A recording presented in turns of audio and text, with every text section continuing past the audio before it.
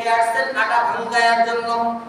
এই জুমার নামাজের জন্য জুমার নামাজের পর বিলটা বন্ধ হয়ে যাবে, এক সপ্তাহ বিল খুলবে না। আর আমাদের ঘরের মধ্যে এমন অবশিষ্ট কোনো খাবার নাই যেই খাবার দ্বারা আমাদের এক সপ্তাহ চলবে, অর্থাৎ নামাজে যান কোনো বাধা নাই, কিন্তু মিলে গিয়ে আমাদের আটার বস্তাটা বাড়িতে এনে এরপর আপনি নামাজে যান। মহা একটা টেনশনে পড়ে গেল। কয়টা টেনশন? জোরে বলতে হবে, কয়টা টেনশন? একটা টেনশন যে মিল থেকে আমাকে যে আটার বস্তা রেখে আসছিলাম গম বানানোর জন্য, এই গম যদি আমি না নিয়ে আসি তাহলে এক সপ্তাহ আমাদের অনাহারে থাকতে হবে।